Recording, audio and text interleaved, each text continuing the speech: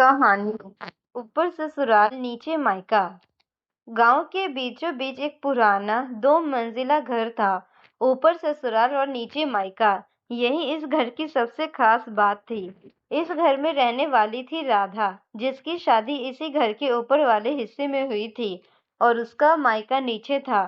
सुनने में जितना आसान लगता था, जीना उतना ही मुश्किल। राधा बचपन से ही इसी घर में पली बड़ी थी। नीचे वाले हिस्से में उसकी माँ, पिता और छोटा भाई रहते थे। ऊपर का हिस्सा पहले किराए पर दिया जाता था, लेकिन कुछ साल पहले वहां श्याम का परिवार रहकर रहने लगा। श्याम सीधा साधा मेहनती लड़का था और धीरे धीरे दोनों परिवारों में जान पहचान बढ़ी। एक दिन राधा की माँ ने मजाक मजाक में कहा, अगर श्याम जैसा लड़का दामाद बन जाए तो क्या बात हो। और जैसे किस्मत को यही मंजूर था, कुछ महीनों बाद ही राधा और श्याम की शादी हो गई। शादी के बाद राधा ऊपर चली गई, लेकिन नीचे उसका मायका अब भी था। शुरू शुरू में सब कुछ बहुत अच्छा था। राधा जब चाहे नीचे आकर माँ से मिल लेती, कभी खाना खा लेती तो कभी अपने भाई के साथ हंसी मजाक कर लेती। ऊपर सास ससुर भी ठीक थे, लेकिन धीरे धीरे हालात बदलने लगे। एक दिन राधा की सास कमला ने कहा, बहू, अब तुम शादीशुदा हो गए, हर समय मायके में बैठना ठीक नहीं है।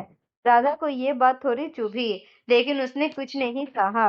उसे लगा शायद सास वे सही कह रही है। उसने अपने मायके जाना थोड़ा कम कर दिया। लेकिन दिल का क्या, माँ की याद, घर की खुशबू, भाई की शरारत, ये सब उसे खींच ही लेते थे। एक दिन नीचे से माँ की आवाज आई, राधा जरा आओ, मैंने तुम्हारे पसंद की खीर बनाई है। राधा के कदम खुद ब खुद सीढ़ियों की ओर बढ़ गए। तभी सास की आवाज आई, बहू, मैंने भी तो खाना बनाया है, क्या उसमें तुम्हें ये स्वाद नहीं आता। राधा रुक गई, उसके कदम जैसे जम गए। एक तरफ माँ का प्यार, दूसरी तरफ सास की नाराजगी। उसने धीरे से कहा, माँ, मैं बाद में आती हूँ, और वापस कमरे में चली गई। उस रात राधा बहुत रोई। उसे लगा जैसे वह 2 हिस्सों में बट गई हो। ऊपर राधा, नीचे नीचे राधा। समय बीतता गया, सास का रवैया और सख्त होने लगा। उन्हें लगता था कि राधा का दिल अभी भी मायके में ही है। वही दूसरी ओर राधा की माँ भी दुखी रहने लगी कि उनकी बेटी अब उनसे दूर हो गई है, जबकि वह दो एक ही मंजिल में ऊपर रहते थे। एक दिन राधा के पिता की तबीयत अचानक खराब हो गई। नीचे हड़कंप मच गया। राधा को खबर मिली तो वह भागती हुई नीचे आई। उसने पिता का हाथ पकड़ा और रोने लगी। ऊपर से सास की देखा और नाराज हो गई। हर बात पर मायके दौड़ी चली जाती हो, उन्होंने घबराते हुए बोला। श्याम ने ये सब देखा। वह समझ रहा था कि राधा किस दर्द की गुजर रही है। उस रात उसने अपनी माँ से कहा, माँ, राधा का मायका यही नीचे है। अगर वह वहां नहीं जाएगी तो वहां जाएगी कैसे। अपने ही तो उसे घर में बहू बनाकर लाया है, बेटी की तरह रखिए। कमला देवी कुछ नहीं बोली, लेकिन उनके चेहरे पर सोच साफ दिख रही थी। अगले दिन जब राधा नीचे जाने लगी तो उसने डरते डरते सास की ओर देखा, लेकिन इस बार कमला देवी ने कहा, जाओ और अपनी माँ के साथ थोड़ा समय बिताओ, लेकिन लौटकर मेरे साथ भी चाय पीना। राधा को अपने कोने पर विश्वास ही नहीं हुआ। उसकी आंखों में खुशी के आंसू आ गए। धीरे धीरे घर का माहौल बदलने लगा। अब राधा सुबह सास के साथ काम करती, उनके साथ बातें करती और फिर थोड़ी समय मायके में भी बिताती। दोनों घरों के बीच एक संतुलन बनने लगा।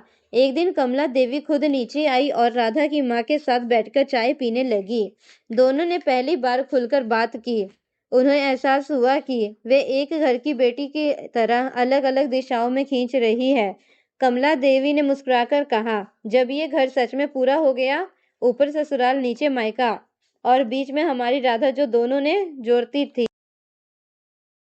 राधा ने ये सुना तो उसका दिल भर आया। अब उसे लगने लगा था कि वह बट्टी नहीं है, बल्कि दोनों घरों की कड़ी है। समय के साथ ये घर पूरे गांव के लिए मिसाल बन गया। लोग कहते थे, देखो कैसे एक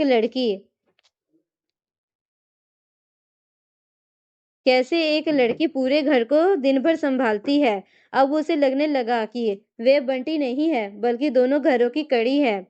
राधा अब पहले से ज्यादा खुश थी। उसे अब किसी एक चुनने की जरूरत नहीं थी। वे जान चुकी थी कि प्यार बांटने में कम नहीं होता, बल्कि बढ़ता रहता है। राधा की जिंदगी अब पहले से भी ज्यादा संतुलित हो गया था। ऊपर ससुराल और नीचे मायका, दोनों जगह अब अपनापन था। लेकिन हर कहानी में एक नया मोड़ आता है जो रिश्तों की अपनी परीक्षा लेता है। कुछ महीनों बाद श्याम के बड़े भाई सुरेश अपनी पत्नी के साथ शहर से गांव लौट गए। उन्होंने स्वभाव थोड़ा घमंडी था और उनकी पत्नी रीना हर बात में तुलना करने लगी। जैसे ही उन्होंने घर में कदम रखा, उन्होंने ऊपर का माहौल देखा और फिर नीचे मायके की चहल पहल। रीना ने धीरे से सुरेश से कहा, ये कैसी बहू है, हर समय मायके में ही रहती है। धीरे धीरे ये बातें कमला की देवी को कानों तक पहुंचने लगी। जो सास अब तक बदल चुकी थी, उनके मन में फिर से शक के बीज पड़ने लगे। एक दिन रीना ने जानबूझकर कहा, माँ जी, बहू को इतना खुला छोड़ना ठीक नहीं होता। आजकल के जमाने में बहुएं सिर चढ़ जाती है। कमला देवी चुप रही, लेकिन उनके मन में हलचल शुरू हो गई। उधर राधा की इन सब बातों का अंदाजा नहीं था। वे तो बस दोनों घरों को जोड़ने में लगी थी। एक दिन नीचे मायका में कोई छोटा सा त्योहार मनाया जा रहा था। राधा की माँ ने उसे बुलाया। राधा सास से पूछकर नीचे जाने लगी, लेकिन इस बार कमला देवी ने ठंडे स्वर में कहा, हर बार जाने की जरूरत नहीं है, घर में भी काम होते हैं। राधा चौंक गई। उसे लगा जैसे पुराने समय फिर लौट आया हो। उसने कुछ नहीं कहा और चुपचाप वापस मुड़ गई। श्याम ने ये देखा और समझ गया कि कुछ गड़बड़ है। रात को उसने अपनी माँ से पूछा, माँ, आपने राधा को क्यों रोका? कमला देवी बोली, मैंने कुछ गलत नहीं किया। बहू को अपनी मर्यादा में रहना चाहिए। श्याम समझ गई कि ये रीना भाभी की बातों पर असर है। उसने प्यार से कहा, माँ, आपने ही तो सिखाया था कि घर का प्यार से चलता है, शक से नहीं। कमला देवी थोड़ी देर चुप रही, लेकिन उनका मन अभी भी पूरी तरह बदला नहीं था। उधर राधा बहुत उदास रहने लगी। वे अब नीचे जाने से डरने लगी थी और ऊपर भी उसे अपनापन कम महसूस होने लगा।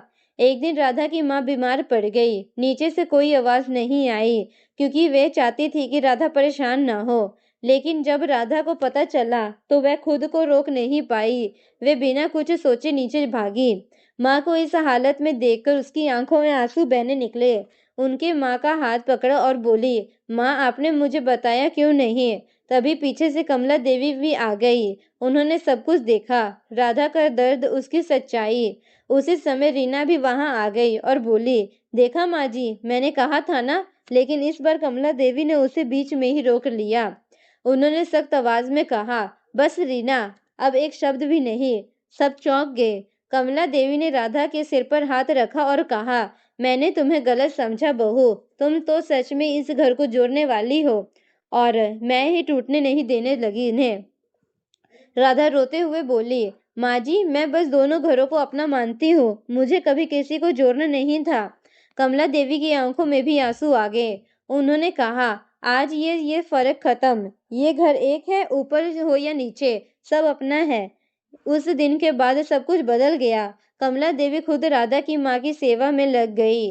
रीना को भी अपनी गलती का एहसास हुआ और उसने माफी मांगी। धीरे धीरे घर में सिर्फ से खुशियां लौट आई। अब त्योहार हो तो या सुख का समय, पूरा परिवार साथ होता और ऊपर और नीचे की दूरी पूरी तरह सीढ़ियों में रह गई थी, दिलों की नहीं। कुछ समय बाद राधा ने एक प्यारे से बेटे को जन्म दिया। पूरा घर में खुशियों का दौर लहराया। कमला देवी ने बच्चे को गोद से लेकर कहा, यह हमारा रिश्ता और मजबूत करेगा।